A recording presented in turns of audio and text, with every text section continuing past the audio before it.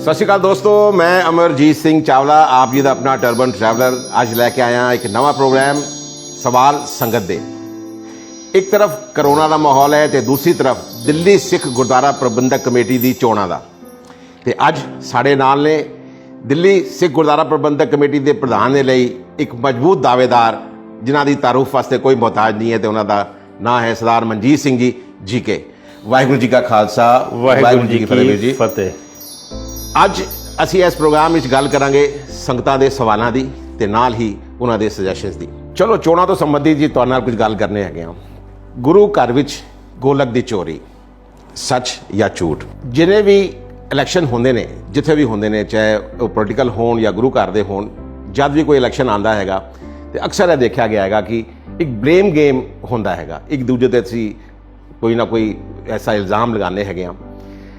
ਅਸੀਂ ਅੱਜ ਤੱਕ ਕਿਸੇ ਵੀ पूर्व प्रधान तो यह नहीं पूछा कि भाई तू 4 साल गुजारे ने, वो 4 सालों के तुसी एजुकेशन ते की काम किया, तुसी हेल्थ उत्ते की काम किया, धर्म प्रचार का की काम होया। असी एक दूजे के उत्ते सिर्फ उंगलां चुकनियां शुरू कर देने, इल्जाम लाने शुरू कर देने बिना सोचे समझे कि 4 उंगलां साडे वाल भी हैगियां। इस बारे में तुसी की कहना चाहोगे? देखो, जिहड़ा इलैक्शन प्रोसैस है उहदा ये जिसनूं कहंदे कि देश 'च चीज़ नाल आंदी है। खाली यही नहीं, ਇੱਥੇ ਪੈਸੇ ਵੀ ਵੰਡੇ ਜਾਂਦੇ ਨੇ, ਇੱਥੇ ਸ਼ਰਾਬਾਂ ਵੀ ਵੰਡੀਆਂ ਜਾਂਦੀਆਂ ਨੇ। ਅਸੀਂ ਆਪਣੀ ਪਾਰਟੀ ਤੋਂ ਪਹਿਲੇ ਦਿਨ ਅਨਾਉਂਸ ਕਰ ਦਿੱਤਾ ਸੀਗਾ ਕਿ ਜੇ ਕਿਸੇ ਨੇ ਸ਼ਰਾਬ ਵੰਡਦਾ ਵੀ ਮੇਰਾ ਕੈਂਡੀਡੇਟ ਪਕੜਿਆ ਗਿਆ, ਪੈਸੇ ਵੰਡਦਾ ਵੀ ਪਕੜਿਆ ਗਿਆ, ਮੈਂ ਉਹਦਾ ਕੈਂਡੀਡੇਚਰ ਕੈਂਸਲ ਕਰਾਂਗਾ।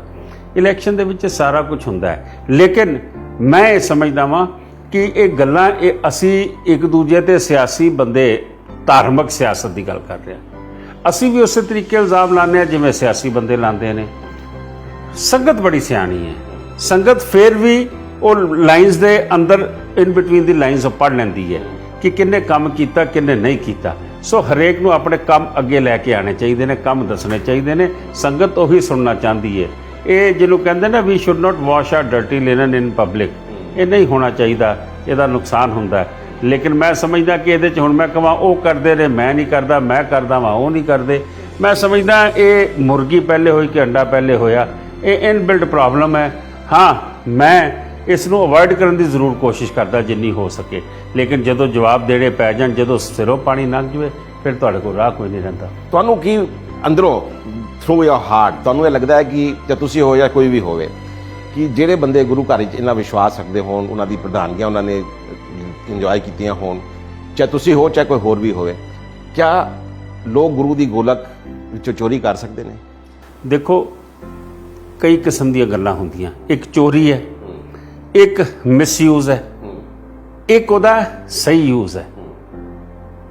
ਮੈਂ ਸਮਝਦਾ ਕਿ ਪੋਲੀਟੀਕਲ ਪਾਰਟੀਆਂ ਜਿਹੜੀਆਂ ਨੇ ਉਹਨਾਂ ਨੂੰ ਗੁਰਦੁਆਰੇ ਇਲੈਕਸ਼ਨ ਦੇ ਪ੍ਰੋਸੈਸ 'ਚ ਨਹੀਂ ਆਉਣਾ ਚਾਹੀਦਾ। ਜਿਹਨੇ ਧਾਰਮਿਕ ਇਲੈਕਸ਼ਨ ਲੜਨੀ ਹੈ ਉਹ ਇਸ ਫੀਲਡ 'ਚ ਆਉਣਾ ਚਾਹੀਦਾ, ਗੁਰਦੁਆਰੇ ਦੀ ਇਲੈਕਸ਼ਨਾਂ 'ਚ।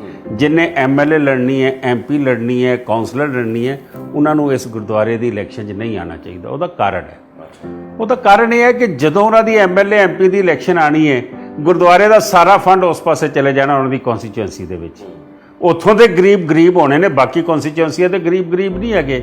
उत्थों की वोटां उन्होंने मैंने रखदियां ने, दूजी वोटां मैंने नहीं रखदियां। गुरु नानक के घर दे विच वक्खवाद नहीं है, तुसी छंदी विछेद नहीं कर सकते। सानू सारिਆਂ ਨੂੰ इक्वल देखना पएगा। फिर जे अज समझ लो कांग्रेस की सरकार है, BJP की सरकार है, आम आदमी की सरकार है, तुहाडी अलाइनमेंट जे आम आदमी पार्टी नाल है या BJP दे नाल है या कांग्रेस दे नाल है, तुसीं उन्हां दे खिलाफ बोल नहीं सकते। जिहड़ा धार्मिक लीडर है वो बेबाक होना चाहिए, उस दे उत्ते किसी की लगाम नहीं होनी चाहिए, उहदे उत्ते किसी का कुंडा नहीं होना चाहिए। लेकिन जदों तुसीं उस पार्टी दे विच अपने पुत्तर नूं या अपने नूं तुसीं टिकट लैनी है तो फिर तुसीं कई गल्लां मतलब पिक एंड चूज करके बोलोगे। जिथे तुहानूं सूट करता होएगा बोलोगे, जिथे पता है कि प्रधानमंत्री मुख्यमंत्री नाराज हो जाएगा फिर तुसीं बोलोगे नहीं। मैं ये कह सकता कि मैं उस परिवार चों आना कि जिन्हें भावें पंडित नेहरू होवे, इंदिरा गांधी होवे, लाल बहादुर शास्त्री होवे या अज दे प्रधानमंत्री हो, असीं बेबाक हो के अपनी गल कीती, अपने काम कराए ने, जिहदा एक इतिहास है साडे कोल। चाहीदा ये है, हाँ, इन्हां 17 सालां दे विच कोई बंदा ये दस देवे कि कोई पोलीटिकल पोस्ट लई होवे, कोई MLA, कोई MP, कोई राज सभा, कोई गवर्नरी, ये दस देवे कोई ठेके लाए होण, परमिट लाए होण, फैक्ट्रियां दे प्लॉट लाए होण।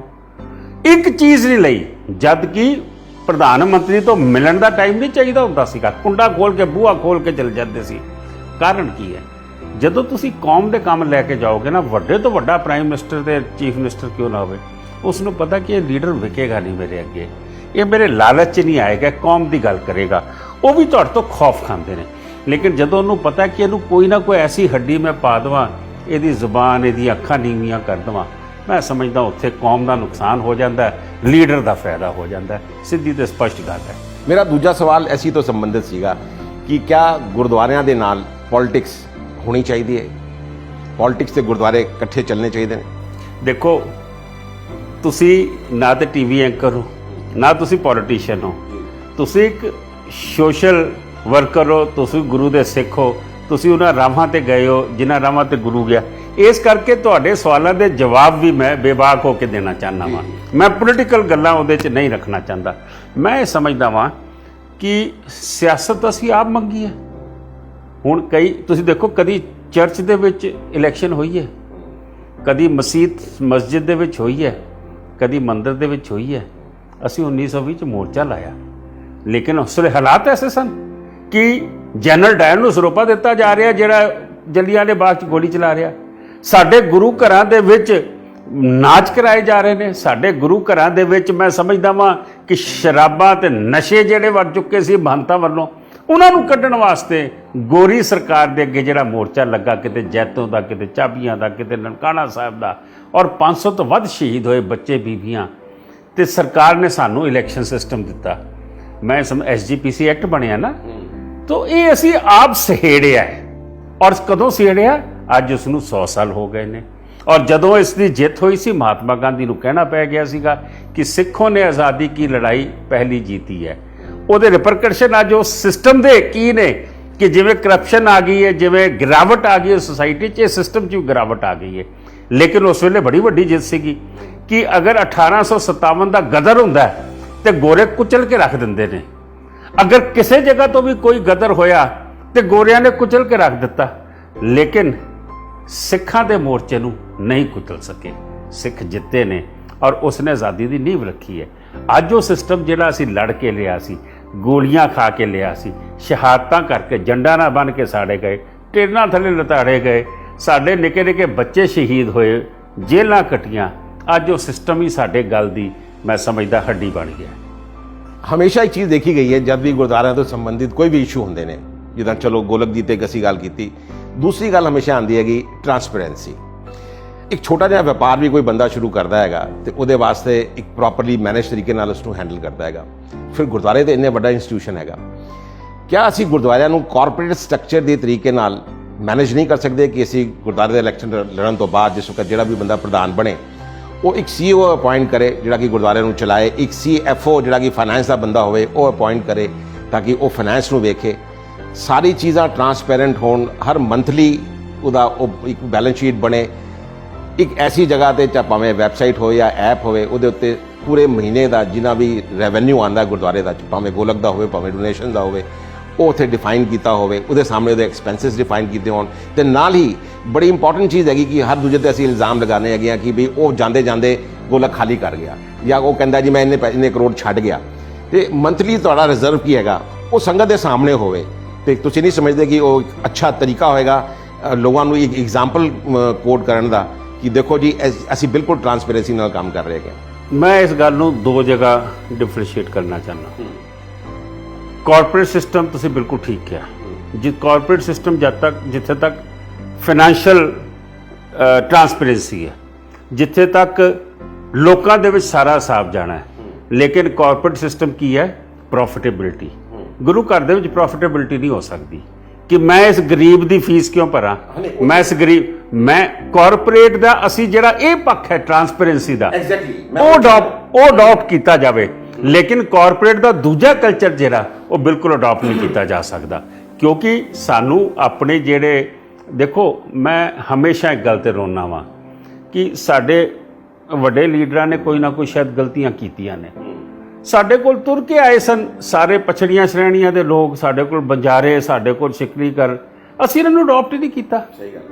ਅੱਜ ਲੋੜ ਹੈ ਕਿ ਜੇ ਤੁਸੀਂ ਮੈਂ ਸਮਰੱਥ ਹਾਂ ਅਸੀਂ ਇੱਕ ਬੱਚਾ ਹੀ ਅਡਾਪਟ ਕਰ ਲਈਏ ਉਹਨਾਂ ਦਾ, ਤੁਸੀਂ ਇੱਕ ਬੱਚਾ ਅਡਾਪਟ ਕਰ ਲਓ, ਏਡੇ ਸਿੱਖ ਨੇ। ਅਸੀਂ ਜਿਹੜੇ ਇਹ ਸਿਕਲੀਕਰ, ਬਜਾਰੇ, ਲਬਾਣੇ, ਰੰਗਰੇਟੇ, ਤੁਸੀਂ ਨਾਮ ਲੈਂਦੇ ਚਲੋ। ਗੁਰੂ ਨਾਨਕ ਨੇ ਇੱਕ ਫੁਲਵਾਰੀ ਸਿਰਜੀ ਸੀ। ਤੁਸੀਂ ਜਿਹੜਾ ਹੁਣ ਕੁੜਤਾ ਪਾਇਆ ਇਹਦੇ 'ਚ ਬੜੇ ਰੰਗ ਨੇ। ਹੁਣ ਗੁਰੂ ਨਾਨਕ ਨੇ ਸਾਰੇ ਰੰਗ ਇਕੱਠੇ ਕੀਤੇ ਸੀਗੇ, ਉਹਨਾਂ ਨੇ ਇੱਕ ਫੁਲਵਾਰੀ ਸਿਰਜੀ ਸੀ, ਆਪਾਂ ਭਜਾਤੇ। ਆਪਣਾ ਤੇ ਇਹ ਹਾਲ ਹੈ ਕਿ ਗੁਰੂ ਘਰਾਂ ਦੇ ਵਿੱਚ ਪੰਜਾਬ 'ਚ ਚਲ ਜਾਓ ਤੇ ਜੇ ਕੋਈ ਪਿਛਲੀਆਂ ਸ਼੍ਰੇਣੀਆਂ ਦਾ ਬੰਦਾ ਆ ਜਾ, ਉਹਨੂੰ ਗੁਰੂ ਗ੍ਰੰਥ ਸਾਹਿਬ ਦੇਣ ਤੋਂ ਮਨਾ ਕਰ ਦਿੰਦੇ ਆ ਕਿ ਖੜਪੜ ਨਹੀਂ ਕਰਨ ਦੇਣਾ ਤੈਨੂੰ ਅਸੀਂ। ਮੈਂ ਸਮਝਦਾ ਵਾਂ ਕਿ ਇਹ ਜਿਹੜੀ ਗੱਲ ਹੈ ਸਾਡੇ ਧਰਮ ਦੇ ਵਿੱਚ, ਜਿਹੜੀ ਇਹ ਗੁਰੂ ਨਾਨਕ ਦਾ ਫਲਸਫਾ ਛੱਡ ਕੇ ਅਸੀਂ ਬਾਹਰ ਨਿਕਲੇ ਹਾਂ। ਹੁਣ ਤੁਸੀਂ ਮੈਨੂੰ ਕਾਰਪੋਰੇਟ ਦੀ ਗੱਲ ਕੀਤੀ, ਮੈਂ ਤੁਹਾਨੂੰ ਕਿਹਾ ਨਾ ਕਾਰਪੋਰੇਟ ਦਾ ਇਹ ਪੱਖ ਅਸੀਂ ਲੈਣਾ ਚਾਹੀਦਾ, ਦੂਜਾ ਪੱਖ ਪ੍ਰੋਫਿਟੇਬਿਲਿਟੀ ਦਾ ਨਹੀਂ ਲੈਣਾ ਚਾਹੀਦਾ। ਇਸੇ ਤਰੀਕੇ ਨਾਲ ਜਿਹੜੇ ਸਮਾਜ ਸਾਡੇ ਤੋਂ ਪਰੇ ਹੋ ਗਏ ਨੇ, ਸਾਡੇ ਤੋਂ ਦੂਰ ਹੋ ਗਏ ਨੇ, ਉਹਨਾਂ ਨੂੰ ਅਸੀਂ ਕਿੱਦਾਂ ਵਾਪਸ ਲੈ ਕੇ ਆਈਏ। ਜਿੱਦਣ ਉਹਨਾਂ ਨੂੰ ਗਲਵੱਕੜੀ 'ਚ ਲੈ ਲਾਂਗੇ।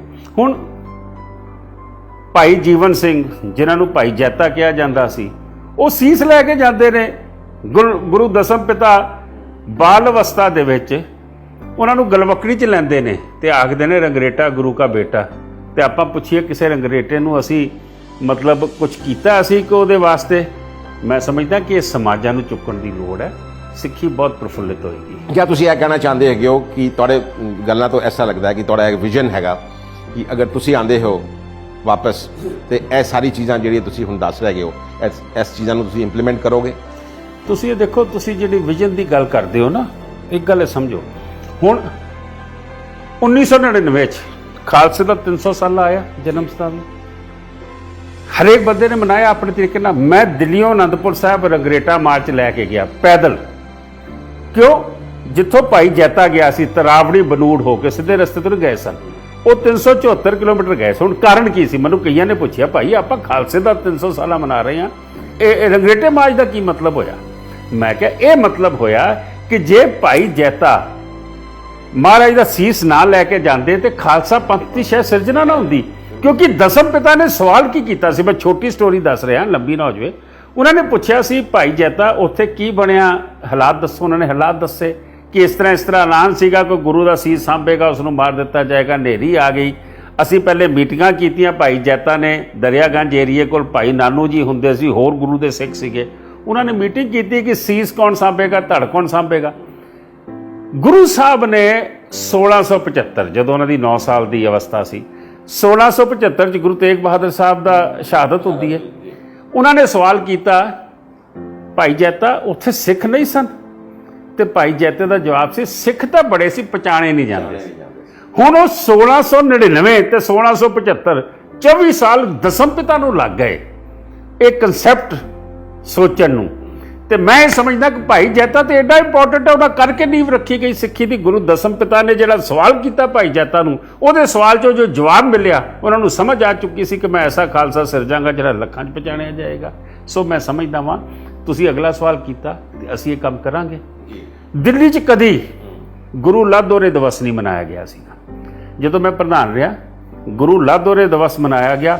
ਬੱਸਾਂ ਦੇ ਕੇ ਅਸੀਂ ਬੰਜਾਰੇ, ਸਿਕਲੀਕਰ, ਲਬਾਣੇ, ਇਹ ਜਿੰਨੇ ਸਮਾਜ ਨੇ, ਰੰਗਰੇਟੇ, ਅਸੀਂ ਇਹ ਹੈਦਰਾਬਾਦ ਤੋਂ ਲੈ ਕੇ, ਕਰਨਾਟਕ ਤੋਂ ਲੈ ਕੇ ਅਲਵਰ, ਰਾਜਸਥਾਨ, ਮੱਧ ਪ੍ਰਦੇਸ਼, ਹਰਿਆਣਾ, ਯੂਪੀ, ਇਹ ਸਾਰਿਆਂ ਨੂੰ ਦਿੱਲੀ ਬਣਾਇਆ ਗਿਆ। ਔਰ ਜਿਹੜਾ ਮੱਖਣ ਸ਼ਾਹ ਲਬਾਣਾ ਗੁਰਦੁਆਰਾ ਬਹੁਤ ਵੱਡਾ ਨਿਊਯਾਰਕ, ਉਹ ਸਾਰੀ ਕਮੇਟੀ ਇੱਥੇ ਆਈ। ਉਹਨਾਂ ਦੇ ਯੋਗਦਾਨ ਦੇ ਨਾਲ, ਦਿੱਲੀ ਸਿੱਖ ਗੁਰਦੁਆਰਾ ਕਮੇਟੀ ਦੇ ਯੋਗਦਾਨ ਦੇ ਨਾਲ ਪਹਿਲੀ ਦਫਾ ਲੱਖੀ ਸ਼ਾਹ ਬੰਜਾਰਾ 'ਚ ਅਸੀਂ ਗੁਰੂ ਲਾਧੋਰੇ ਦਿਵਸ ਮਨਾਇਆ। ਉਹਦਾ ਕਾਰਨ ਹੈ ਕਿ ਇਹ ਸਮਾਜ ਇਕੱਠੇ ਕਰਨੀ ਸਾਡੀ ਡਿਊਟੀ ਹੈ। ਮੈਂ ਨਾ ਰਵਾਂ ਕੋਈ ਹੋਰ ਆ ਜਾਵੇ। ਹਾਂ, ਜੇ ਮੇਰਾ ਏਜੰਡਾ ਕੁਝ ਹੋਰ ਹੈ ਤੇ ਫਿਰ ਕੌਮ ਦਾ ਨੁਕਸਾਨ ਹੋਣਾ ਹੀ ਹੋਣਾ ਹੈ। ਇਸ ਲਈ ਜਿਹੜਾ ਵੀ ਪ੍ਰਧਾਨ ਬਣੇ, ਉਹ ਮੈਂ ਸੰਗਤ ਨੂੰ ਜ਼ਰੂਰ, ਕਿਉਂਕਿ ਤੁਹਾਡਾ ਇੱਕ ਬਹੁਤ ਵੱਡਾ ਸਰਕਲ ਹੈ ਜਿਹੜਾ ਇਸ ਇੰਟਰਵਿਊ ਨੂੰ ਦੇਖੇਗਾ। ਇਹ ਕਈ ਚੀਜ਼ਾਂ ਦੇਖਣਾ, ਤੁਸੀਂ ਲੀਡਰ ਕਿਹੋ ਜਿਹਾ ਚੁਣਨਾ ਹੈ। ਹਰੇਕ ਦੇ ਵਿੱਚ ਕੋਈ ਨਾ ਕੋਈ ਖਾਮੀ ਹੈ, ਲੇਕਿਨ ਉਹ ਪਲੱਸ ਮਾਈਨਸ ਕਰਕੇ ਨਾ ਦੇਖਿਓ ਜਰਾ ਕਿ ਤੁਹਾਨੂੰ ਕਿਹੋ ਜਿਹਾ ਲੀਡਰ ਚਾਹੀਦਾ ਹੈ, ਕੌਮ ਨੂੰ ਅਗਵਾਈ ਦੇਣ ਵਾਲਾ, ਜਿਹੜਾ ਹਰ ਪੱਖੋਂ ਸਰਕਾਰੀ ਦਰਬਾਰੇ ਵੀ ਜਾਵੇ ਤੇ ਝੁਕੇ ਨਾ। ਉਹਨੂੰ ਗੁਰੂ ਦੀ ਵੀ ਸਮਝ ਹੋਣੀ ਚਾਹੀਦੀ ਹੈ, ਉਸ ਨੂੰ ਸਮਾਜ ਨੂੰ ਵੀ ਇਕੱਠਾ ਰੱਖਣਾ, ਉਸ ਨੂੰ ਧਰਮ ਪ੍ਰਚਾਰ ਨੂੰ ਵੀ ਵਧਾਉਣਾ। ਸੋ ਬੜੀਆਂ ਗੱਲਾਂ ਨੇ। ਬੜੀ ਸੋਹਣੀ ਗੱਲ ਤੁਸੀਂ ਕੀਤੀ ਹੈ ਕਿ ਸੰਗਤ ਨੂੰ ਇਹ ਦੇਖਣਾ ਚਾਹੀਦਾ ਹੈ ਤੇ ਸਮਝਣਾ ਚਾਹੀਦਾ ਹੈ ਆਪਣਾ ਵੋਟ ਦੇਣ ਤੋਂ ਪਹਿਲੇ ਕਿ ਕਿਹੜਾ ਉਹਨਾਂ ਵਾਸਤੇ ਇੱਕ ਰਾਈਟ ਕੈਂਡੀਡੇਟ ਹੋਏਗਾ। ਬਾਕੀ ਜਿਹੜੀ ਤੁਸੀਂ ਗੱਲਾਂ ਕੀਤੀਆਂ, ਇਹ ਧਰਮ ਪ੍ਰਚਾਰ ਨਾਲ ਜੁੜੀਆਂ ਹੋਈਆਂ ਨੇ। ਮੈਂ ਕਦੀ ਕਦੀ ਇਹ ਸੋਚਦਾ ਕਿ ਸਾਡਾ ਜਿਹੜੀ ਜ਼ਿੰਮੇਵਾਰੀ ਸੀ ਸਾਡੇ ਸਿੱਖ ਪੰਥ ਦੀ ਧਰਮ ਨੂੰ ਤੇ ਧਰਮ ਪ੍ਰਚਾਰ ਨੂੰ ਅੱਗੇ ਵਧਾਉਣ ਵਾਸਤੇ, ਉਹ ਸ਼ਾਇਦ ਪੂਰੀ ਤਰੀਕੇ ਨਾਲ ਉਹ ਨਹੀਂ ਨਿਭਾਈ ਗਈ। ਖਾਸ ਤੌਰ ਤੇ ਸਾਡਾ ਏਜੰਡਾ ਕੀ ਹੋਣਾ ਚਾਹੀਦਾ? ਸਾਡਾ ਏਜੰਡਾ ਹੋਣਾ ਚਾਹੀਦਾ ਕਿ ਜਿਹੜੀ ਸਾਡੀ ਆਉਣ ਵਾਲੀ ਪਨੀਰੀ ਹੈਗੀ, ਜਿਹੜੇ ਸਾਡੇ ਬੱਚੇ ਨੇ, ਉਹਨਾਂ ਨੂੰ ਸਿੱਖ ਇਤਿਹਾਸ ਦੇ ਬਾਰੇ ਵਿੱਚ ਸਮਝ ਹੋਣੀ ਚਾਹੀਦੀ ਹੈ। ਅਸੀਂ ਪ੍ਰਚਾਰ ਬੜੇ ਤਰੀਕੇ ਨਾਲ ਕਰਨੇ ਆ, ਗੁਰਬਾਣੀ ਦਾ ਪ੍ਰਚਾਰ ਗੁਰਦੁਆਰਿਆਂ 'ਚ ਹੁੰਦਾ ਹੈ, ਕਥਾਵਾਚਕ ਕਥਾ ਕਰਦੇ ਨੇ, ਲੋਕ ਸੁਣਦੇ ਨੇ, ਪਰ ਸਾਡਾ ਟਾਰਗੇਟ ਆਡੀਅנס ਜਿਹੜੀ ਹੈ ਉਹ ਹੈਗੇ ਜਿਹੜੇ ਨਿੱਕੇ ਬੱਚੇ। ਤੇ ਉੱਥੇ ਕਿਤੇ ਨਾ ਕਿਤੇ ਬੀਇੰਗ ਗ੍ਰੈਂਡ ਪੇਰੈਂਟਸ ਸਾਡੇ ਕੋਲ ਵੀ ਚੂਕ ਹੋਈ ਹੈਗੀ ਕਿ ਅਸੀਂ ਆਪਣੇ ਬੱਚਿਆਂ ਨੂੰ ਨਹੀਂ ਸਿਖਾ ਸਕੇ ਪੂਰੀ ਤਰੀਕੇ ਨਾਲ, ਤੇ ਅਸੀਂ ਉਹਨਾਂ ਕੋਲ ਕੀ ਉਮੀਦ ਰੱਖੀਏ ਕਿ ਸਾਡੇ ਦੋਤਰੇ ਪੋਤਰਿਆਂ ਨੂੰ ਉਹ ਧਰਮ ਦਾ ਕੀ ਪ੍ਰਚਾਰ ਕਰਕੇ ਸਿਖਾਉਣਗੇ। ਤੇ ਮੈਨੂੰ ਲੱਗਦਾ ਕਿ ਬਹੁਤ ਖਾਸ ਜ਼ਰੂਰਤ ਹੈਗੀ ਉਹ ਦਾਦੀਆਂ ਦੀ ਤੇ ਨਾਨੀਆਂ ਦੀ ਬਹਿ ਕੇ ਜਿਹੜੀਆਂ ਉਹ ਬੱਚਿਆਂ ਨੂੰ ਸਾਖੀਆਂ ਸੁਣਾਈਆਂ ਕਰਦੀਆਂ ਸੀਗੀਆਂ, ਉਹ ਸਾਖੀਆਂ ਇੱਕ ਵਾਰ ਦੁਬਾਰਾ ਬੱਚਿਆਂ ਨੂੰ ਸੁਣਾਈ ਜਾਣ, ਤੇ ਨਾ ਖਾਲੀ ਸੁਣਾਈ ਜਾਣ, ਉਹਨਾਂ ਦੀ ਜ਼ਬਾਨ ਵਿੱਚ ਸੁਣਾਈ ਜਾਣ।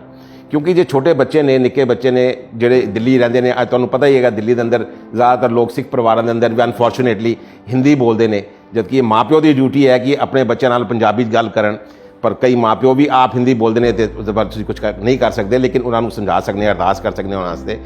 ਤੇ ਖਾਸ ਤੌਰ ਤੇ ਕੁਝ ਐਸਾ ਕੀਤਾ ਜਾਏ ਕਿ ਉਹ ਸਾਖੀਆਂ ਜਿਹੜੀ ਜ਼ਬਾਨ ਦੇ ਵਿੱਚ ਉਹ ਬੱਚੇ ਸਮਝ ਸਕਣ, ਮਲਟੀ ਲੈਂਗੁਏਜ, ਚਾਹੇ ਉਹ ਹਿੰਦੀ ਵਿੱਚ ਹੋਵੇ, ਚਾਹੇ ਅੰਗਰੇਜ਼ੀ 'ਚ ਹੋਵੇ, ਚਾਹੇ ਪੰਜਾਬੀ 'ਚ ਹੋਵੇ। ਮੈਂ ਤਾਂ ਇੱਥੇ ਤੱਕ ਕਹਾਂਗਾ ਕਿ 6-7 ਹੋਰ ਜਿਹੜੀ ਇੰਡੀਆ ਦੀ ਰੀਜਨਲ ਲੈਂਗੁਏਜਿਸ ਹੈਗੀਆਂ ਉਹਨਾਂ ਵਿੱਚ ਵੀ ਉਹ ਡੱਬ ਕਰਕੇ ਬਣਾਈਆਂ ਜਾਣ ਤੇ ਘਰ ਘਰ ਤੱਕ ਸੋਸ਼ਲ ਮੀਡੀਆ ਦੀ ਰਾਹੀਂ ਪਹੁੰਚਾਈਆਂ ਜਾਣ, ਤੇ ਗੁਰਦੁਆਰਾ ਇਹਦੇ ਅੰਦਰ ਇੱਕ ਇੰਪੋਰਟੈਂਟ ਰੋਲ ਪਲੇ ਕਰੇ। ਤੁਸੀਂ ਇਸ ਬਾਰੇ 'ਚ ਕੀ ਕਹਿਣਾ ਚਾਹੋਗੇ? ਦੇਖੋ, ਇਹ ਬੜਾ ਅਹਿਮ ਸਵਾਲ ਤੁਸੀਂ ਚੁੱਕਿਆ ਕਿ ਸਾਡਾ ਕਨੈਕਟ ਟੁੱਟ ਗਿਆ ਆਉਣ ਵਾਲੀ ਪਨੀਰੀ ਦਾ ਔਰ ਸਾਡੀ ਕਲਰਜੀ ਦਾ। ਇੱਕ ਗੱਲ ਤੁਸੀਂ ਆਪ ਹੀ ਮੰਨ ਲਈ ਹੈ, ਜ਼ਿਆਦਾਤਰ ਸਿੱਖ ਕਹਿੰਦੇ ਦੇਖੋ ਜੀ ਸਾਡੀ ਕਮੇਟੀ ਕੀ ਕਰਦੀ ਪਈ ਹੈ, ਸਾਡੇ ਪ੍ਰਚਾਰਕ ਕੀ ਕਰਦੇ ਪਏ ਨੇ, ਸਾਡੇ ਬੱਚਿਆਂ ਨੂੰ ਕੁਝ ਪਤਾ ਨਹੀਂ।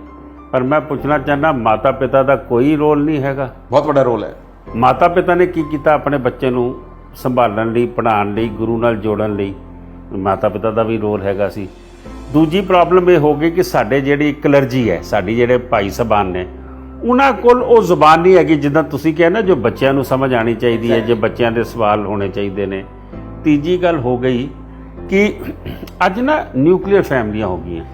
ਅੱਜ ਅਸੀਂ ਤਕਰੀਬਨ ਆਪਣੇ ਮਾਪਿਓ ਨੂੰ ਕੋਸ਼ਿਸ਼ ਕਰਦੇ ਹਾਂ ਕਿ ਇਹਨਾਂ ਨੂੰ ਘਰੋਂ ਕਦੋਂ ਮੰਜਾ ਚੁੱਕ ਕੇ ਬਾਹਰ ਰੱਖ ਦਈਏ, ਓਲਡ ਏਜ ਹੋਮ 'ਚ ਛੱਡ ਦਈਏ। ਉਹ ਨਾਨੀਆਂ ਦਾਦੀਆਂ ਦਾ ਕਲਚਰ ਜਿਹੜਾ ਤੁਸੀਂ ਕਿਹਾ ਉਹ ਹੌਲੀ ਹੌਲੀ ਅਲੋਪ ਹੁੰਦਾ ਜਾ ਰਿਹਾ। ਦੂਜੀ ਗੱਲ, ਮਦਰ ਫਾਦਰ ਦੋਵਾਂ ਨੂੰ ਕੰਮ ਕਰਨਾ ਪੈਂਦਾ ਤਾਂ ਘਰ ਦਾ ਖਰਚਾ ਚੱਲਦਾ। ਮਹਿੰਗਾਈ ਕਰ ਲਓ, ਕੋਵਿਡ ਕਰ ਲਓ, ਕਈ ਮਾਰਾਂ ਪੈਂਦੀਆਂ ਨੇ, ਖਰਚੇ ਵਧਾਏ ਨੇ। ਅਸੀਂ ਫਟਾਫਟ ਫੋਨ ਤੇ ਅੱਜ ਕੱਲ੍ਹ ਸਭ ਕੁਝ ਮਿਲ ਜਾਂਦਾ, ਸਾਨੂੰ ਲੋਨ ਤੇ ਕਿਸ਼ਤਾਂ ਲਾਉਣੀਆਂ ਪੈਂਦੀਆਂ ਨੇ, ਮਾਂ ਪਿਓ ਕੋਲ ਟਾਈਮ ਹੀ ਨਹੀਂ ਹੈਗਾ ਬੱਚਿਆਂ ਦਾ। ਲੇਕਿਨ ਮੈਂ ਸਮਝਦਾ ਵਾਂ ਕਿ ਅੱਜ ਸਾਡੀ ਕਲਰਜੀ ਨੂੰ ਟ੍ਰੇਨਿੰਗ ਵਾਸਤੇ ਇਹ ਲੰਬਾ ਟੌਪਿਕ ਹੈ, ਲੇਕਿਨ ਕਲਰਜੀ ਦੀ ਜਿਹੜੀ ਅਪਾਇੰਟਮੈਂਟ ਹੈ, ਉਹਨਾਂ ਦੀ ਟ੍ਰੇਨਿੰਗ ਦੇ ਸਕੂਲ ਜਿਹੜੇ ਹੋਣੇ ਉਹ ਬੜੇ ਲਾਜ਼ਮੀ ਨੇ। ਮਾਂ ਪਿਓ ਨੂੰ ਆਪ ਐਫਰਟ ਲੈਣੇ ਚਾਹੀਦੇ ਨੇ ਜਦੋਂ ਵਕਤ ਮਿਲੇ ਬੱਚੇ ਨੂੰ ਗੁਰਮੁਖੀ ਨਾਲ, ਧਰਮ ਨਾਲ, ਸਾਖੀਆਂ ਨਾਲ। ਦੂਜੀ ਗੱਲ ਦੇਖੋ, ਸਾਖੀਆਂ ਜਿਹੜੀਆਂ ਨੇ, ਮੈਂ ਆਪਣੀ ਗੱਲ ਦੱਸਦਾ, ਮੈਂ ਜਦੋਂ ਸਕੂਲ ਪੜ੍ਹਦਾ ਸੀਗਾ ਉਸ ਵੇਲੇ ਗਿਆਨੀ ਸੁੰਦਰ ਸਿੰਘ ਮੇਰੇ ਟੀਚਰ ਹੁੰਦੇ ਸੀਗੇ। ਇੰਡੀਆ ਗੇਟ ਵਸੰਤ ਵਿਹਾਰ 1965 ਸ਼ੁਰੂ ਹੋਇਆ। ਮੈਂ ਪਹਿਲੀ ਦੂਜੀ ਦੀ ਗੱਲ ਦੱਸਦਾ, ਖੁੱਲਾ ਦਾੜਾ ਹੁੰਦਾ ਸੀਗਾ, ਉਹ ਨਾ ਸਾਨੂੰ ਸਾਖੀ ਸ਼ੁਰੂ ਕਰ ਦਿੰਦੇ ਸੀਗੇ, ਔਰ ਇੱਕ ਪੀਰੀਅਡ ਹੁੰਦਾ ਸੀਗਾ, ਉਹ ਸਾਖੀ ਅੱਧੀ ਹੁੰਦੀ ਸੀ ਤੇ ਪੀਰੀਅਡ ਖਤਮ ਹੋ ਜਾਂਦਾ ਸੀਗਾ। ਔਰ ਜਦੋਂ ਸਾਹਿਬਜ਼ਾਦਿਆਂ ਦੀ ਸ਼ਹਾਦਤ ਦੀ ਗੱਲ ਕਰ ਰਹੇ ਨੇ, ਭਾਈ ਮਤੀ ਦਾਸ ਦੀ, 9ਵੇਂ ਪਾਤਸ਼ਾਹ ਦੀ ਗੱਲ ਕਰ ਰਹੇ ਨੇ, ਧਰਮ ਯੁੱਧਾਂ ਦੀ ਗੱਲ ਕਰ ਰਹੇ ਨੇ, 5ਵੇਂ ਪਾਤਸ਼ਾਹ ਦੀ ਗੱਲ ਕਰ ਰਹੇ ਨੇ, ਗੁਰੂ ਨਾਨਕ ਸਾਹਿਬ ਦੀ ਫੇਰੀਆਂ ਦੀ ਗੱਲ ਕਰ ਰਹੇ ਨੇ, ਉਹਨਾਂ 'ਚ ਕਈ ਐਸੇ ਸੀਨ ਹੁੰਦੇ ਸੀ ਕਿ ਅਸੀਂ ਨਿੱਕੇ ਨਿੱਕੇ ਬੱਚੇ ਰੋਂਦੇ ਹੁੰਦੇ ਸੀ, ਭਾਈ ਸਾਹਿਬ ਸਾਨੂੰ ਸਾਖੀ ਸੁਣਾ ਰਹੇ ਨੇ ਗਿਆਨੀ ਜੀ, ਗਿਆਨੀ ਸੁੰਦਰ ਸਿੰਘ ਜੀ। ਅਸੀਂ ਵੇਟ ਕਰਦੇ ਸੀਗੇ ਕਿ ਅਗਲਾ ਪੀਰੀਅਡ ਕਦੋਂ ਆਏਗਾ, ਉਹ ਸਾਖੀ ਕੰਪਲੀਟ ਕਰਨਗੇ। ਐਟ ਦੀ ਏਜ ਆਫ 5, 6, 7 ਸਾਡੀ ਉਹ ਪਕੜ ਹੁੰਦੀ ਸੀਗੀ।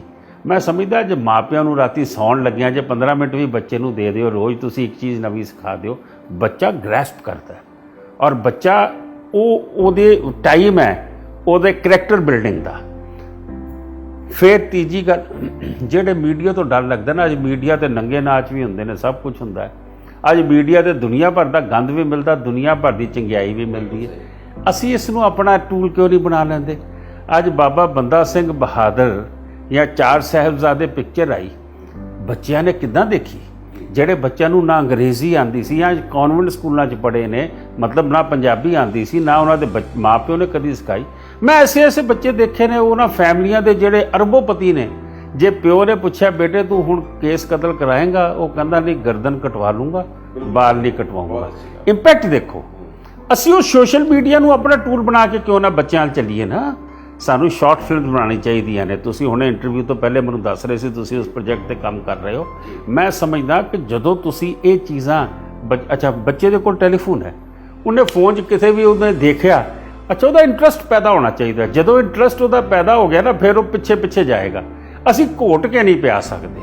ਉਹ ਇੰਟਰਸਟ ਬਿਲਕੁਲ ਪੈਦਾ ਹੋਏਗਾ ਕਿਉਂਕਿ ਸੋਸ਼ਲ ਮੀਡੀਆ ਇੱਕ ਬਹੁਤ ਇੰਪੋਰਟੈਂਟ ਟੂਲ ਹੈਗਾ। ਅਗਰ ਉਹਦੀ ਸਹੀ ਤਰੀਕੇ ਨਾਲ ਵਰਤੋਂ ਕੀਤੀ ਜਾਏ ਤੇ ਖਾਸ ਤੌਰ ਤੇ ਜਦੋਂ ਗੁਰਦੁਆਰੇ ਦਾ ਐਪ ਬਣਿਆ ਹੈਗਾ, ਅਸੀਂ ਉਸ ਐਪ ਨੂੰ ਵੀ ਇਸਤੇਮਾਲ ਕਰ ਸਕਦੇ ਹੈਗੇ ਹਾਂ ਕਿ ਉਹ ਸਾਰੀ ਸਾਖੀਆਂ ਇੱਕ ਜਗ੍ਹਾ ਤੇ ਹੋਣ, ਬਿਸਾਈਡਸ YouTube ਤੇ ਹੋਰ ਜਿਸ ਤਰੀਕੇ ਨਾਲ ਅਸੀਂ ਉਹਦਾ ਪ੍ਰਚਾਰ ਕਰ ਸਕਦੇ ਹੈਗੇ ਹਾਂ। ਤੇ ਇਹ ਸਟੋਰੀ ਟੈਲਿੰਗ ਹੈਗੀ। ਬੱਚਿਆਂ ਨੂੰ ਤੁਸੀਂ ਇਹ ਇੱਕ ਜਿਹਨੂੰ ਕਹਿੰਦੇ ਨੇ ਅਸੀਂ ਟੌਫੀ ਦੇ ਰਹੇ ਹਾਂ, ਉਹਨੂੰ ਇੱਕ ਲੜ ਲਾ ਰਹੇ ਹਾਂ ਗੁਰੂ ਦੇ ਘਰ ਦੇ, ਤੇ ਇੱਕ ਵਾਰ ਉਹ ਲੜ ਲੱਗ ਜਾਏਗਾ ਤੇ ਉਹ ਬੱਚੇ ਜੁੜਨਗੇ। ਮਾਪਿਓ ਕੋਲ ਟਾਈਮ ਨਹੀਂ ਹੈਗਾ। ਤੁਸੀਂ ਰਾਈਟਲੀ ਸੈਡ ਤੁਸੀਂ ਇਹ ਗੱਲ ਕਹੀ ਕਿ ਵੀ ਹਰ ਬੰਦੇ ਨਿਊਕਲੀਅਰ ਫੈਮਿਲੀ ਨੇ ਬਿਜ਼ੀ ਹੁੰਦੇ ਨੇ, ਤੇ ਇਹ ਉਪਰਾਲਾ ਜਿਹੜਾ ਹੈਗਾ ਇਹ ਬਹੁਤ ਅੱਛਾ ਕੰਮ ਕਰ ਸਕਦਾ ਕੌਮ ਵਾਸਤੇ। ਇਹਦੇ ਵਾਸਤੇ ਅਸੀਂ ਵੀ ਆਪਣੀ ਸੇਵਾਵਾਂ ਦੇਣ ਵਾਸਤੇ ਤਿਆਰ ਹੈਗੇ ਹਾਂ। ਜਿਸ ਵਕਤ ਤੁਸੀਂ ਗੁਰੂ ਘਰੇ ਤੁਸੀਂ ਵਾਪਸ ਆਓ ਤੇ ਇਹਦੇ 'ਚ ਮਿਲ ਕੇ ਕੰਮ ਅਸੀਂ ਕਰਨਾ ਚਾਹਾਂਗੇ ਗੁਰਦੁਆਰਾ ਸਾਹਿਬ ਨਾਲ। ਬਿਲਕੁਲ। ਅਸੀਂ ਇਹਦੇ ਵਿੱਚ ਤੁਹਾਨੂੰ ਜਾਂ ਹੋਰ ਜਿਹੜੇ ਬੰਦੇ, ਉਹ ਭਾਵੇਂ ਐਨੀਮੇਸ਼ਨ 'ਚ ਹੋਣ, ਭਾਵੇਂ ਕੁਛ ਹੋਣ, ਜਿਵੇਂ ਅਸੀਂ ਗੁਰੂ ਪਰਿਵਾਰ ਨਹੀਂ ਦਿਖਾ ਸਕਦੇ, ਲੇਕਿਨ ਜਿਹੜੀਆਂ ਚੀਜ਼ਾਂ ਅਸੀਂ ਦਿਖਾ ਸਕਦੇ ਸਾਡੇ ਕੋਲ ਉਹ ਖਜ਼ਾਨਾ ਹੀ ਇੰਨਾ ਵੱਡਾ ਹੈ। ਫਿਰ ਲੋਕਾਂ ਨੇ ਤੇ ਬਣਾ ਕੇ ਕਰੈਕਟਰ ਦਿਖਾਏ ਹੋਏ ਨੇ। ਸਾਡੇ ਕੋਲ ਤੇ ਸਾਖੀਆਂ ਵਿਦ ਹਿਸਟੋਰੀਕਲ ਫੈਕਟਸ ਨੇ। ਸਾਡਾ ਧਰਮ ਜਿਹੜਾ ਹੈਗਾ ਉਹ ਮਿਥਿਓਲੋਜੀ ਨਹੀਂ ਹੈ, ਉਹ ਹਿਸਟਰੀ ਹੈ। ਸੋ ਇਸ ਕਰਕੇ ਮੈਂ ਸਮਝਦਾ ਵਾਂ ਇਹ ਕੰਮ ਕਰਨੇ ਬੜੇ ਲਾਜ਼ਮੀ ਨੇ। ਜਿਹੜੀ ਵੀ ਕਮੇਟੀ ਆਵੇ, ਜਿਹੜਾ ਵੀ ਜਗ੍ਹਾ ਤੇ ਆਵੇ, ਉਸ ਨੂੰ ਸਭ ਤੋਂ ਪਹਿਲੇ ਇਹ ਪ੍ਰਚਾਰ ਔਰ ਪ੍ਰਸਾਰ ਦੀ ਗੱਲ ਕਰਨੀ ਚਾਹੀਦੀ ਹੈ ਔਰ ਉਹਦੇ ਕੋਲ ਵਿਜ਼ਨ ਹੋਣਾ ਚਾਹੀਦਾ। ਜਿਵੇਂ ਮੈਂ ਇਹ ਕਹਿ ਸਕਦਾ ਕਿ ਤੁਸੀਂ ਮੈਨੂੰ ਸ਼ੁਰੂ 'ਚ ਵਿਜ਼ਨ ਦੀ ਗੱਲ ਕੀਤੀ, ਮੈਂ ਉਹਦਾ ਜਵਾਬ ਹਾਲੇ ਤੱਕ ਨਹੀਂ ਦਿੱਤਾ। ਹਾਂ, ਮੈਂ ਵਿਜ਼ਨ ਤੇ ਹੀ ਆ ਰਿਹਾ ਤੁਹਾਡੇ। ਓਕੇ। ਮੈਂ ਹੁਣ ਤੁਹਾਡੇ ਵਿਜ਼ਨ ਤੇ ਹੀ ਆਉਣ ਲੱਗਿਆ ਹੈਗਾ ਕਿ ਮੈਂ ਤੁਹਾਨੂੰ ਇਹ ਪੁੱਛਣ ਲੱਗਿਆ, ਜੇ ਤੁਸੀਂ ਪ੍ਰਧਾਨ ਦੀ ਸੀਟ ਤੇ ਵਾਪਸ ਆਉਂਦੇ ਹੈਗੇ ਹੋ ਤੇ ਤੁਹਾਡਾ ਵਿਜ਼ਨ ਸੰਗਤਾਂ ਲਈ ਕੀ ਹੋਏਗਾ? ਅਸੀਂ ਸ਼ੁਰੂ ਕਰਨੇ ਆ ਉੱਤੋਂ ਲੈ ਕੇ, ਜਿਹਦਾ ਧਰਮ ਪ੍ਰਚਾਰ, ਜਿੱਥੇ ਅਸੀਂ ਗੱਲ ਕਰ ਰਹੇ ਸੀ, ਧਰਮ ਪ੍ਰਚਾਰ ਦੇ ਵਾਸਤੇ ਤੁਹਾਡਾ ਵਿਜ਼ਨ ਕੀ ਹੋਏਗਾ? ਦੇਖੋ ਇਸ ਤਰ੍ਹਾਂ ਹੈ, ਤੁਸੀਂ ਆਖਿਆ ਹੈ ਕਿ ਜੇ ਮੈਂ ਆਵਾਂਗਾ ਤਾਂ ਕੀ ਕਰਾਂਗਾ। ਅੱਜ ਮੈਂ ਜੋ ਮਰਜ਼ੀ ਝੂਠ ਬੋਲ ਦਵਾਂ, ਮੈਂ ਅਸਮਾਨ ਤੋਂ ਤਾਰੇ ਤੋੜ ਲਿਆਵਾਂਗਾ, ਮੈਂ ਫਲਾਨਾ ਕੰਮ ਕਰ ਦਿਆਂਗਾ, ਲੇਕਿਨ ਮੈਂ ਹੁਣ ਤੁਹਾਨੂੰ ਦੱਸਾਂਗਾ ਕਿ ਜੋ ਮੈਂ ਕੀਤਾ ਹੈ, ਸੰਗਤ ਨੂੰ ਉਸ ਤੋਂ ਅੰਦਾਜ਼ਾ ਲਾ ਲੈਣਾ ਚਾਹੀਦਾ ਨਾ ਕਿ ਜੋ ਇਸਨੇ ਕੀਤਾ ਜਾਂ ਇਸ ਪਰਿਵਾਰ ਨੇ ਕੀਤਾ ਤੇ ਅੱਗੋਂ ਕੀ ਹੋਏਗਾ। ਵਿਜ਼ਨ ਤੇ ਉਹੀ ਰਿਫਲੈਕਟ ਹੋਏਗਾ ਨਾ ਜੋ ਮੇਰੇ ਕੋਲ ਅੰਦਰ ਮੇਰੇ ਜਿਹਨੂੰ ਕਹਿੰਦੇ ਕੰਪਿਊਟਰ ਦੀ ਹਾਰਡ ਡਿਸਕ ਦੇ ਵਿੱਚ ਜੋ ਕੁਝ ਹੈ ਵੇ ਉਹੀ ਬਾਹਰ ਨਿਕਲ ਕੇ ਆਏਗਾ। ਮੈਂ ਸਮਝਦਾ ਤੁਸੀਂ ਧਰਮ ਪ੍ਰਚਾਰ ਦੀ ਗੱਲ ਕੀਤੀ। ਹੁਣ ਧਰਮ ਪ੍ਰਚਾਰ ਤੁਸੀਂ ਇਹ ਦੇਖ ਲਓ ਕਿ ਮੈਂ ਜਿੱਦਾਂ ਤੁਹਾਨੂੰ ਰੰਗਰੇਟਾ ਮਾਰਚ ਦੱਸਿਆ, ਇਹ ਰੰਗਰੇਟਾ ਮਾਰਚ ਕਿਸੇ ਦੇ ਦਿਮਾਗ 'ਚ ਵੀ ਨਹੀਂ ਸੀਗਾ ਕਿ 374 ਕਿਲੋਮੀਟਰ ਪੈਦਲ ਤੁਰ ਕੇ ਜਾਣਾ 10 ਦਿਨਾਂ ਦੇ ਵਿੱਚ। ਜੇ ਅਸੀਂ ਗੁਰਦੁਆਰਾ ਕਮੇਟੀ 'ਚ ਆਉਣ ਤੋਂ ਪਹਿਲੇ ਅਸੀਂ ਕਿੰਨੇ ਕੈਂਪ ਲਗਾਏ, ਕਿਤੇ ਪੌਂਟਾ ਸਾਹਿਬ, ਕਿਤੇ ਜੰਮੂ ਕਸ਼ਮੀਰ, ਕਿਤੇ ਦਿੱਲੀ ਦੇ ਵਿੱਚ ਅਸੀਂ ਧਾਰਮਿਕ ਕੈਂਪ ਲਗਾਏ। ਬੱਚਿਆਂ ਨੂੰ ਲਿਜਾ ਕੇ ਉੱਥੇ ਉਹਨਾਂ ਨੂੰ ਗੁਰੂ ਸ਼ਬਦ ਨਾਲ ਜੋੜਨਾ, ਗੁਰੂ ਇਤਿਹਾਸ ਨਾਲ ਜੋੜਨਾ। ਇਸੇ ਤਰੀਕੇ ਨਾਲ ਗੁਰਦੁਆਰਾ ਕਮੇਟੀ 'ਚ ਰਹਿੰਦੇ ਹੋਏ ਅਸੀਂ ਪਾਠ ਬੋਧ ਸਮਾਗਮ ਹੋ ਜਾਣ, ਸਟੇਜਾਂ ਦੇ ਉੱਤੇ ਪੋਲੀਟੀਕਲ ਸਪੀਚਾਂ ਬੰਦ ਕੀਤੀਆਂ, ਸਟੇਜਾਂ ਦੇ ਉੱਤੇ ਬਹਿਣਾ ਬੰਦ ਕੀਤਾ। ਇਹ ਪਹਿਲੇ ਕਦੀ ਨਹੀਂ ਹੁੰਦਾ ਸੀ। ਨਗਰ ਕੀਰਤਨਾਂ ਦੇ ਵਿੱਚ ਡਿਸਪਲਿਨ ਲੈ ਕੇ ਆਏ ਕਿ ਮਹਾਰਾਜ ਦੀ ਸਵਾਰੀ ਪਿੱਛੇ ਚੱਲਦੀ ਸੀ, ਅਸੀਂ ਉਸ ਨੂੰ ਅੱਗੇ ਲੈ ਕੇ ਆਏ। ਅਸੀਂ ਪਿੱਛੋਂ ਗੰਦ ਹੁਣ ਦੇਖੋ ਕਈ ਚੀਜ਼ਾਂ ਬੜੀਆਂ ਨਵੀਆਂ ਕੀਤੀਆਂ। Times of India, Hindustan Times ਨੇ ਅੱਧੇ ਪੇਜ ਦੀ ਖਬਰ ਲਾਈ। ਹੁੰਦਾ ਕੀ ਸੀ, ਜਦੋਂ ਇਹ ਹੁਣ 2 ਤਰੀਕ ਨੂੰ 8ਵੇਂ ਪਾਤਸ਼ਾਹ ਦਾ ਪ੍ਰਕਾਸ਼ ਪੁਰਬ ਹੈ, ਬੰਗਲਾ ਸਾਹਿਬ ਦੇ ਆਲੇ ਦੁਆਲੇ ਸਾਰਾ ਗੰਦ ਹੁੰਦਾ ਸੀਗਾ। ਇਸੇ ਤਰੀਕੇ ਨਾਲ ਮਤਲਬ ਜੋ ਅਸੀਂ ਸਟਾਲ ਲਾਉਂਦੇ ਸੀਗੇ ਸਾਰਾ ਉੱਥੇ ਸੁੱਟ ਜਾਂਦੇ ਸੀਗੇ। ਨਗਰ ਕੀਰਤਨ ਨਿਕਲ ਕੇ ਜਾਂਦਾ ਸੀ, ਚਾਂਦਨੀ ਚੌਂਕ ਪਿੱਛੋਂ ਕਾਰਪੋਰੇਸ਼ਨ ਦੇ ਟਰੱਕਾਂ ਦੇ ਟਰੱਕ ਸਮਾਨ ਕੂੜਾ ਚੁੱਕਦੇ ਸੀ। ਮੈਂ ਇਹ ਕੰਮ ਕੀਤਾ ਕਿ ਮੈਂ ਯੰਗ ਬੱਚਿਆਂ ਨੂੰ, ਮੈਂ 600 ਵਲੰਟੀਅਰਸ ਤਿਆਰ ਕੀਤੇ, ਕੁੜੀਆਂ ਮੁੰਡੇ, ਕਿ ਜਿੱਥੋਂ ਨਗਰ ਕੀਰਤਨ ਨਿਕਲ ਕੇ ਜਾ ਰਿਹਾ, ਨਗਰ ਕੀਰਤਨ ਨਹੀਂ ਨਿਕਲ ਕੇ ਜਾ ਰਿਹਾ, ਸਾਡਾ ਹਾਜ਼ਰ ਨਾਜ਼ਰ ਗੁਰੂ ਗ੍ਰੰਥ ਸਾਹਿਬ ਨਿਕਲ ਕੇ ਜਾ ਰਿਹਾ। ਲੋਕ ਕੀ ਕਹਿੰਦੇ ਨੇ, ਯਹਾਂ ਸੇ ਸਿੱਖੋਂ ਦਾ ਗੁਰੂ ਨਿਕਲ ਕੇ ਗਿਆ, ਆਪਾਂ ਜੋ ਖਾਦਾ ਉੱਥੇ ਸੁੱਟ ਦਿੱਤਾ। ਕਿਤੇ ਪੀਜ਼ਾ ਵੰਡਿਆ ਜਾ ਰਿਹਾ, ਕਿਤੇ ਨੂਡਲਸ ਵੰਡੇ ਜਾ ਰਹੇ, ਕਿਤੇ ਕੋਲਡ ਡਰਿੰਕ, ਕਿਤੇ ਕਾਫੀ, ਕਿਤੇ ਆਈਸਕ੍ਰੀਮ। ਉਹ ਸਾਰਾ ਕੁਝ ਚੁੱਕ ਕੇ ਨਾਲ ਹੀ ਸਾਡੇ ਟੈਂਪੂ ਚੱਲਦੇ ਹੁੰਦੇ ਸੀ ਕਿ ਵੱਡੇ ਗਾਰਬੇਜ ਬੈਗਾਂ 'ਚ ਭਰਦੇ ਸੀ, ਔਰ ਅਸੀਂ ਨਹੀਂ ਭਰਦੇ ਸੀ। ਮੈਂ ਕੋਈ ਪੇਡ ਸਟਾਫ ਨਹੀਂ ਲਾਇਆ, ਸੰਗਤ ਦੇ ਬੰਦੇ, ਸੰਗਤ ਦੇ ਬੱਚੇ, ਚੰਗੇ ਘਰਾਂ ਦੇ ਬੱਚੇ, ਉਹ ਸਾਰਾ ਕੁਝ ਚੁੱਕ ਕੇ ਨਾਲ ਦੀ ਨਾਲ ਸਫਾਈ ਕਰਦੇ ਜਾਂਦੇ ਸੀਗੇ।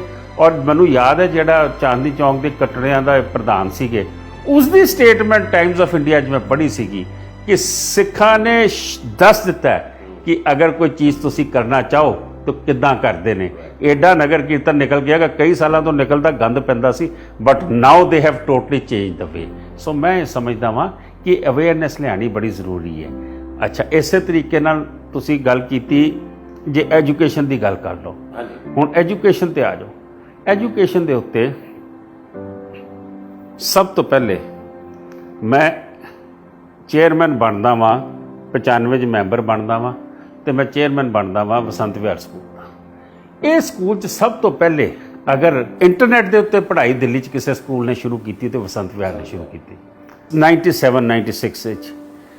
99 ਦੇ ਵਿੱਚ ਮੈਂ ਉੱਥੇ ਸਲੋ ਲਰਨਰਸ ਦਾ ਸੈਕਸ਼ਨ ਸ਼ੁਰੂ ਕੀਤਾ। ਸਾਡੇ ਘਰਾਂ 'ਚ ਮੰਦਬੁੱਧੀ ਦੇ ਬੱਚੇ ਹੁੰਦੇ ਨੇ, ਉਮਰ ਉਹਦੀ 15 ਸਾਲ, ਦਿਮਾਗ ਉਹਦਾ 10 ਸਾਲ ਤੇ 8 ਸਾਲ ਤੇ, ਉਹ ਬੱਚਿਆਂ ਦੇ ਅਸੀਂ ਸਪੈਸ਼ਲ ਐਜੂਕੇਟਰ ਲੈ ਕੇ 6 ਕਮਰੇ ਅਲੱਗ ਬਲਾਕ ਬਣਾ ਕੇ ਅਸੀਂ ਉਹ ਸ਼ੁਰੂ ਕੀਤਾ।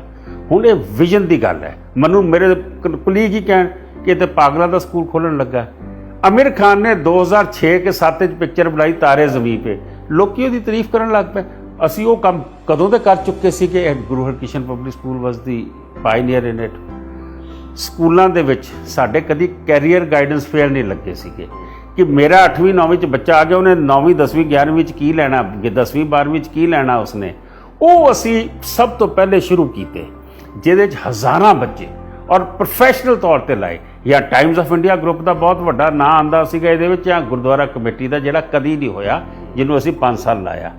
ਇਸੇ ਤਰੀਕੇ ਨਾਲ teacher training programme, Helga Todd foundation ਜਿਹੜੀ ਕੈਂਬਰਿਜ ਯੂਨੀਵਰਸਿਟੀ ਨਾਲ ਐਫੀਲੀਏਟਡ ਹੈ, ਉਹਦੇ ਅੰਗਰੇਜ਼ ਜਿਹੜੇ ਮੈਂਟੋਰ ਸੀਗੇ, ਜਿਹੜੇ ਟ੍ਰੇਨਰ ਸੀਗੇ, ਉਹਨਾਂ ਨੂੰ ਬੁਲਾ ਕੇ ਇੱਥੇ ਰੱਖਣਾ, 700 ਟੀਚਰਾਂ ਨੂੰ ਟ੍ਰੇਨਿੰਗ ਦਿਵਾਉਣੀ।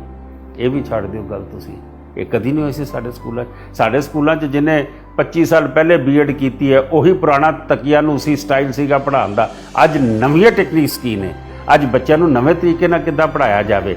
ਅੱਜ ਉਦੋਂ ਹੁੰਦੇ ਸੀ ਲੰਬੇ ਲੰਬੇ ਕਾਗਜ਼ ਲਿਖਦੇ ਚਲੇ ਜਾਓ ਤੇ ਤੁਹਾਨੂੰ ਨੰਬਰ ਮਿਲਦੇ ਨੇ। ਅੱਜ ਆਬਜੈਕਟਿਵ ਟਾਈਪ ਕੁਐਸਚਨਸ ਦੇ ਉਹਨਾਂ ਨੇ 1 ਸਕਿੰਟ 'ਚ 1 ਸਵਾਲ 'ਚੋਂ ਪਤਾ ਲੱਗ ਜਾਣਾ ਕਿ ਬੱਚੇ ਦੇ ਦਿਮਾਗ 'ਚ ਕੀ ਹੈਗਾ ਤੇ ਕੀ ਨਹੀਂ ਹੈਗਾ। ਇਸੇ ਤਰੀਕੇ ਨਾਲ ਤੁਸੀਂ ਇਹ ਦੇਖੋ, ਕਿਸੇ ਨੇ ਕਦੀ ਮਿਨੋਰਟੀ ਸਟੇਟਸ ਦਾ ਸੁਪਨਾ ਲਿਆ ਸੀਗਾ? ਅੱਜ ਮੇਰੇ ਚਾਰੋਂ ਕਾਲਜ ਔਰ ਇੰਜੀਨੀਅਰਿੰਗ ਕਾਲਜਸ ਔਰ ਸਕੂਲਾਂ 'ਚ ਮਿਨੋਰਟੀ ਸਟੇਟਸ ਹੈ। ਅੱਗੇ ਕ੍ਰਿਸਚਨਾਂ ਦੇ ਬੱਚਿਆਂ ਨੂੰ ਐਡਮਿਸ਼ਨ ਮਿਲਦੀ ਸੀ 50% ਕੋਟਾ ਉਹਨਾਂ ਦਾ, ਮੁਸਲਿਮਸ ਦੇ ਬੱਚਿਆਂ ਨੂੰ ਮਿਲਦੀ ਸੀ, ਜੈਨੀਅਨ ਸਾਨੂੰ ਕਿਉਂ ਨਹੀਂ ਮਿਲਦੀ ਸੀ? ਖਾਲਸਾ ਕਾਲਜ ਜਾਓ, ਅੱਜ ਜਾ ਕੇ ਪੱਗਾਂ ਗਿਣੋ। ਅੱਗੇ 20% ਸਿੱਖ ਬੱਚਾ ਪੜ੍ਹਦਾ ਸੀ, ਅੱਜ 55% ਸਿੱਖ ਬੱਚਾ। ਮਾਤਾ ਸੁੰਦਰੀ ਹੋਵੇ, Guru Gobind Singh college of commerce ਹੋਵੇ, ਦੇਵਨਗਰ ਕਾਲਜ ਹੋਵੇ, ਸਾਡੇ ਇੰਜੀਨੀਅਰਿੰਗ ਕਾਲਜ ਟੋਟਲੀ ਸਿੱਖਾਂ ਦਾ ਹੈਗਾ। ਮਤਲਬ ਜੇ 4000 ਰੈਂਕ ਤੋਂ ਥੱਲੇ ਇੰਜੀਨੀਅਰਿੰਗ ਦੀ ਐਡਮਿਸ਼ਨ ਨਹੀਂ ਮਿਲ ਸਕਦੀ, ਸਿੱਖ ਬੱਚੇ ਨੂੰ 45000 ਰੈਂਕ ਤੇ ਦੇ ਰਿਹਾ, ਉਹਦਾ ਰੈਂਕ ਅਗਰ ਗੁਰੂ ਗੋਬਿੰਦ ਸਿੰਘ ਇੰਦਰਪ੍ਰਸਥ ਯੂਨੀਵਰਸਿਟੀ ਤੇ ਆਇਆ। ਇਹ ਸਾਡੇ ਵਿਜ਼ਨ ਸੀਗੇ, ਇਹ ਅਸੀਂ ਕੰਮ ਕੀਤੇ ਨੇ। ਤੁਸੀਂ ਆ ਜਾਓ ਗੁਰਦੁਆਰਿਆਂ ਦੇ ਸੁਧਾਰ ਤੇ ਆ ਜਾਓ। ਮੈਂ ਕਹਿੰਦਾ ਜਥੇਦਾਰ ਸੰਤੋਖ ਸਿੰਘ ਤੋਂ ਵੱਡਾ ਕੌਣ ਲੀਡਰ ਹੋ ਸਕਦਾ ਕਿ ਜਿੰਨੇ 20 ਸਕੂਲ ਬਣਾ ਦਿੱਤੇ ਹੋਣ, ਐਡੇ ਕਾਲਜ ਬਣਾ ਦਿੱਤੇ ਹੋਣ, ਲੇਕਿਨ ਗੁਰਦੁਆਰਿਆਂ ਦੀਆਂ ਜ਼ਮੀਨਾਂ। ਔਰ ਫਿਰ ਜਿਸ ਤਰੀਕੇ ਨਾਲ ਬਾਲਾ ਸਾਹਿਬ ਹਸਪੀਟਲ ਦੀ ਗੱਲ ਕਰਦੇ ਹੋ, ਗੇਟ ਜਥੇਦਾਰ ਜੀ ਨੇ ਲਾਇਆ ਸੀ, ਮੈਂ ਖੁਦ ਬੁਲਡੋਜ਼ਰ ਚਲਾ ਕੇ 10 ਰਾਤਾਂ ਕੱਟ ਕੇ ਉਹ ਜ਼ਮੀਨ ਕਬਜ਼ੇ ਕੀਤੀ ਸੀਗੀ। ਮੈਂ ਸਮਝਦਾ ਵਾਂ ਕਿ ਇਹ ਜਿਹੜੇ ਕੰਮ ਕੀਤੇ ਉਹ ਆਪਣੇ ਇੱਕ ਨਵੇਕਲੇ ਸੀਗੇ। ਜੇ ਮੈਂ ਸਿੱਖ ਇਸ਼ੂਜ਼ ਤੇ ਆ ਜਾਵਾਂ, 1984 ਤੇ ਆ ਜਾਵਾਂ, ਸੱਜਣ ਕੁਮਾਰ ਕਿਉਂ ਪਹਿਲੇ ਨਹੀਂ ਫੜਿਆ ਗਿਆ ਜੀ? HKL ਭਗਤ ਤੇ ਉਹ ਜਿਹੜਾ ਸੀਗਾ ਧਰਮਦਾਸ ਸ਼ਾਸਤਰੀ, ਉਹ ਨੈਚੁਰਲ ਡੈਥ ਕਿਉਂ ਮਰ ਗਏ? ਕਿੰਨੇ ਪੈਸੇ ਖਾਦੇ? ਕੋਈ ਸੋਚ ਸਕਦਾ ਸੀ ਜਾਏਗਾ ਸੱਜਣ ਕੁਮਾਰ ਅੰਦਰ? ਕਮਿਟਮੈਂਟ ਨਾਲ ਲੜੇ ਆ। 84 ਦੀ ਯਾਦਗਾਰ ਸਾਡੀ 2 ਗਜ਼ ਜ਼ਮੀਨ ਸਰਕਾਰ ਨਾਲ ਦਵੇ, ਅਸੀਂ ਪਾਰਲੀਮੈਂਟ ਦੇ ਸਾਹਮਣੇ ਬਣਾ ਦਿੰਦੇ ਆ। 1978 ਦੇ ਵਿੱਚ ਪਹਿਲੀ ਦਫਾ ਅਮਰ ਜਵਾਨ ਜੋਤੀ ਤੇ ਮੇਰੀ ਗ੍ਰਿਫਤਾਰੀ ਹੁੰਦੀ, ਮੇਰੀ ਬਾਹਾਂ ਤੋੜੀਆਂ ਜਾਂਦੀਆਂ, ਸਿਰ ਫਟਦਾ, ਕਿਰਨ ਬੇਦੀ ਦੇ ਨਾਲ ਮੇਰਾ ਝਗੜਾ ਹੁੰਦਾ। ਜਦੋਂ ਨਿਰੰਕਾਰੀ ਮੂਵਮੈਂਟ 'ਚ ਉਹਨਾਂ ਨੂੰ ਪਰਮਿਸ਼ਨ ਦੇ ਦਿੱਤੀ ਜਾਂਦੀ ਹੈ, ਅਮਰ ਜਵਾਨ ਜੋਤੀ ਤੇ ਮੁਰਾਰਜੀ ਦੇਸਾਈ ਦੀ ਸਰਕਾਰ ਵੇਲੇ, ਬਾਦਲ ਸਾਹਿਬ ਉਹਨਾਂ ਦੇ ਸਹਿਯੋਗੀ ਸੀਗੇ। ਉਹਦੇ 'ਚ 2 ਮੁੰਡੇ ਮਰਦੇ ਨੇ, ਜਥੇਦਾਰ ਅਵਤਾਰ ਸਿੰਘ ਕੋਹਲੀ ਦਿੱਲੀ ਦੇ ਪ੍ਰਧਾਨ ਸ਼ਹੀਦ ਹੁੰਦੇ ਨੇ। ਮੈਂ ਇਹ ਸਮਝਦਾ ਵਾਂ 1982 'ਚ ਯੂਥ ਕਾਰਜਦਲ ਦਾ ਮੈਂ ਪ੍ਰਧਾਨ ਬਣਦਾ, ਜਿੱਥੇ ਬਾਲਾ ਸਾਹਿਬ ਹਸਪੀਟਲ ਦੀ ਜਗ੍ਹਾ ਕਬਜ਼ਾ ਕਰਦੇ ਆ। ਇੰਗਲੈਂਡ ਦੇ ਵਿੱਚ ਮਾਰਗਰੇਟ ਥੈਚਰ ਪ੍ਰਾਈਮ ਮਿਨਿਸਟਰ ਸੀ, 8ਵੀਂ 'ਚ ਪੜ੍ਹਦਾ, ਸਰਬਜੀਤ ਸਿੰਘ ਬੱਚਾ ਕਰ ਦਿੰਦੇ ਨੇ ਸਕੂਲੋਂ ਬਾਹਰ। ਉਹ ਲੜਾਈ ਮੈਂ ਲੜਦਾ, ਕੇਸ ਜਿੱਤਦਾ ਵਾਂ, ਬੱਚੇ ਨੂੰ ਐਡਮਿਸ਼ਨ ਮਿਲਦੀ ਹੈ।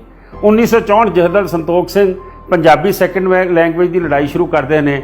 2003 ਦੇ ਵਿੱਚ ਮੈਂ ਕਾਮਯਾਬ ਹੁੰਦਾ, ਜਦੋਂ ਸ਼ੀਲਾ ਦੀਕਸ਼ਿਤ ਸਟੇਟ 'ਚ ਔਰ ਸੈਂਟਰ 'ਚ ਵਾਜਪਾਈ ਦੀ ਸਰਕਾਰ ਹੈ, ਮੈਂ ਪੰਜਾਬੀ ਨੂੰ ਸੈਕੰਡ ਲੈਂਗੁਏਜ ਸਟੇਟਸ ਲੈ ਕੇ ਦਿੱਲੀ ਦੇ ਵਿੱਚ ਦਿੰਦਾ ਵਾਂ। ਮੈਂ ਸਮਝਦਾ ਕਿ ਕਿਤੇ ਸਾਡੇ ਤੇ NSA ਲੱਗਦਾ ਪਿਆ, ਕਿਤੇ ਮੇਰੇ ਤੇ bomb case, transistor bomb case ਪਾਏ ਜਾ ਰਹੇ ਨੇ, ਕਿਤੇ ਸਾਡੇ ਉੱਤੇ ਕਿੱਡਾ ਤੇ ਮੇਰੇ ਤੇ ਹਮਲੇ ਕਿੱਡੇ ਹੋਏ ਨੇ।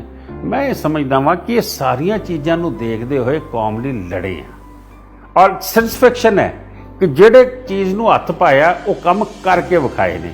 ਉਹ ਭਾਵੇਂ ਐਜੂਕੇਸ਼ਨ ਹੋਵੇ, ਭਾਵੇਂ ਉਹ ਧਰਮ ਪ੍ਰਚਾਰ ਦਾ ਹੋਵੇ, ਭਾਵੇਂ ਸਿੱਖੀ ਮਸਲੇ। ਤੁਸੀਂ ਮੈਨੂੰ ਤਾਂ ਹੁਣ ਤੁਸੀਂ ਵਿਜ਼ਨ ਪੁੱਛਿਆ ਤੇ ਮੈਂ ਜੋ ਕੰਮ ਕੀਤੇ ਨੇ ਮੈਨੂੰ ਗੱਲਾਂ ਯਾਦ। ਤੁਸੀਂ ਇਹ ਦੱਸੋ ਕਿ ਕੁੱਕੀ ਗਿੱਲ ਦੀ ਫਾਂਸੀ ਕਿੱਦਾਂ ਰੁਕਦੀ ਹੈ ਲਲਿਤ ਮਾਕਨ ਦੇ ਕੇਸ ਦੇ ਵਿੱਚ। ਤੁਸੀਂ ਇਹ ਦੱਸੋ ਪ੍ਰੋਫੈਸਰ ਭੁੱਲਰ ਕਿੱਦਾਂ ਬਰੀ ਹੁੰਦੇ ਨੇ, ਵਰਿਆਮ ਸਿੰਘ ਹੋਰੀ ਕਿੱਦਾਂ ਬਰੀ ਹੁੰਦੇ ਨੇ।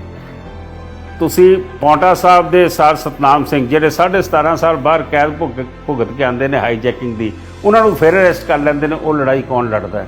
ਮੈਂ ਸਮਝਦਾ ਵਾਂ ਕਿ ਮਲਟੀ ਡਿਮੈਂਸ਼ਨਲ ਅਸੀਂ ਕੰਮ ਕੀਤਾ ਹੈ।